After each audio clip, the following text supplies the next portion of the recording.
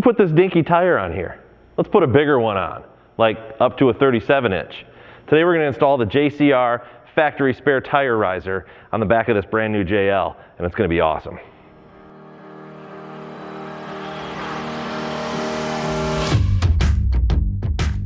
Okay, so the first thing we need to do is remove this locking piece right here for the backup camera. It also holds the tire on. We need to remove the 3 lug nuts, and then the tire can come off. This is a T40 Torx bit. You just turn it until it stops, nice and easy. It's just plastic, and then this will slide off. From there, go ahead and take the lug nuts off.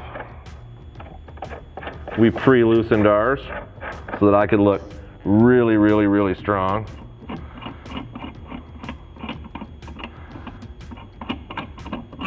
And your spare tire will come off the back of your Jeep. If you don't know how to already take your spare tire off of your Jeep, don't admit that on any forums. Okay, the next step is we need to remove this tire mount from the tailgate. We're going to use a 13mm socket, and there are 2 bolts in each corner that you need to take out, total of 8. Be careful when you're taking this out. There's a wire over here on this side that will not be unplugged or removed. It's not very long, so it may be better if you have a friend hold this while you're taking it off, or it just goes along a little bit easier if you've got somebody helping. If you can't have somebody helping, that's fine. Get a workbench right up next to the Jeep, somewhere you can set this down without having to worry about it come crashing down or hurting that wire or scratching the tailgate or breaking your giant backup camera.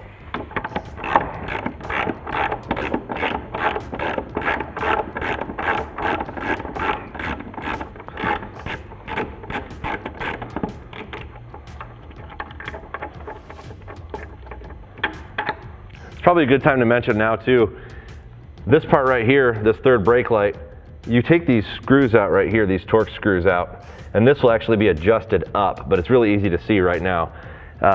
This bottom one will come out completely. We'll raise this up, and then we'll reuse this bottom hole in the top section. And that will get this up high enough where your larger tire won't be blocking your third brake light. So this is the back of that mount that just came off the tailgate, the factory mount. This wire goes through this channel right here, and sometimes there's a clip that holds this in. Ours is removed, and this wire right here will need to be removed from this channel. It is difficult to get it out of there. Just go very slow, try not to break the wire. This is the only wire that goes out to the backup camera. Also on the back, this is an easy way to see what I was talking about earlier. These 2 holes right here are the Torx bolts that are in. We will be sliding this up to this second hole to accommodate that larger tire. All right, now that you've got the factory tire mount off and it's kind of resting on a workbench, again, be careful of these wires. You can grab our riser plate. The CB mount is right here on the left-hand side. It's going to go on the driver's side as you put it on the vehicle. That's important. It helps you orient that correctly. You don't want to install it upside down and now you can't use that. So this goes on with the 8 button head bolts that are supplied. It threads right into the tailgate. This is the part where it would be extremely helpful to have a friend just kind of hold this plate in place so you're not scratching things and you're not, hurting things. I'm gonna be very careful because, well, just don't have that many friends. By the way, this is a 5mm Allen head that we use to tighten down these button head bolts. It's nice just to get 2 in, and then you can center this plate wherever you need it to be. There's a little bit of give in these holes, not a lot, just a little bit. You want to make sure you get it in the exact right place.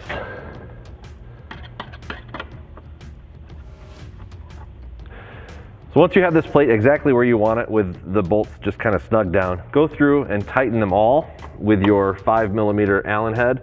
I say tighten because we don't really have a torque spec rating. We just want them to be tight. The next thing you'll want to do is gently kind of spin this around like this.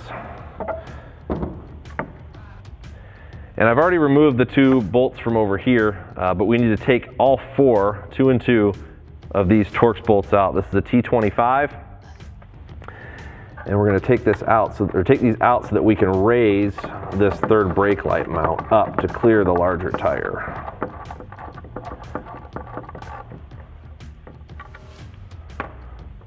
Because stock's for suckers, right, Cam?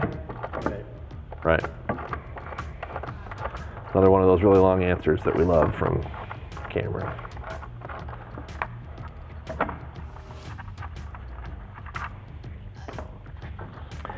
Okay, we'll lift this up, and you'll see that there are 2 holes here. We're just going to take this bottom hole, and we're going to put it in the top one. And that collar will locate it where it needs to be. And you'll feel it kind of snap into place.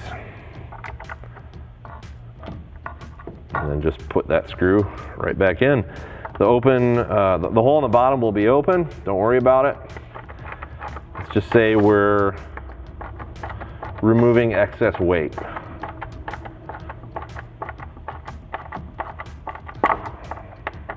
These are plastic. Be very careful not to strip these. Do not do the old tighten it until it spins freely and then back it off a quarter turn. You will not be happy.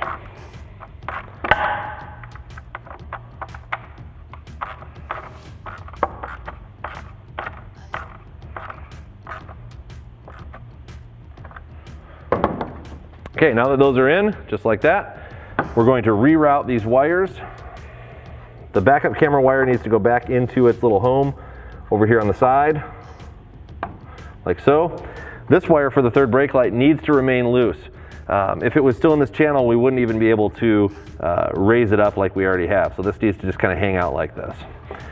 This wire loom right here will get tucked in behind the CB mount and the plate. So we'll just kind of put that in there first. That way we don't crush the wires or fray the wires or strip the wires or ruin the wires, because all of this would have been for naught. We grab a button head bolt and a flange nut and loosely attach the factory tire mount to the riser plate.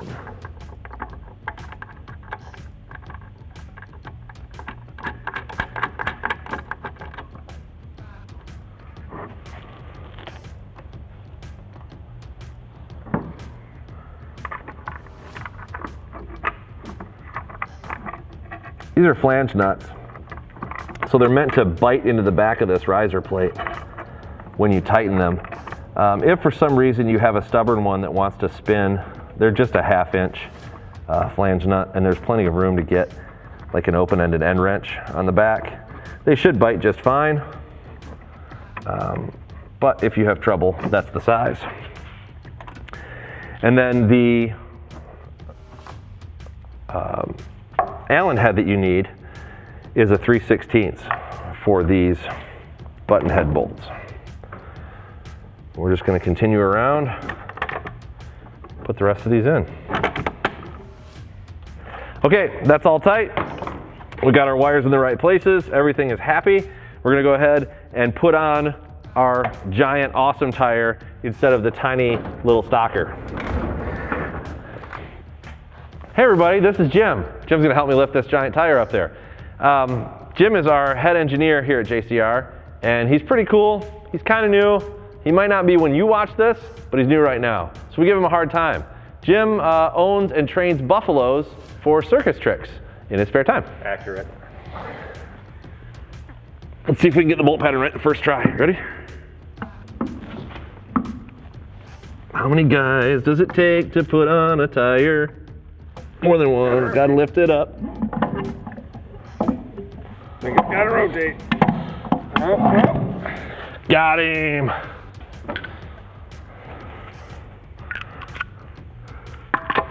I know what you're thinking. When did JCR start using 20-inch rims? It's not our Jeep. I look forward to your comments. Now with that tight, you can grab your cover, slide it back over the top,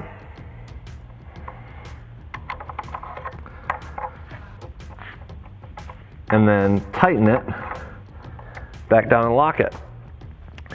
And with that, we're done. If you have any questions or comments about Jim's Buffalo riding ability or the 20-inch rim on the back of this, you can email us at info@JcrOffroad.com. If you have questions about the install, you can email us at tech@JcrOffroad.com. We look forward to all of those. Have a great day. Thank you very much for watching.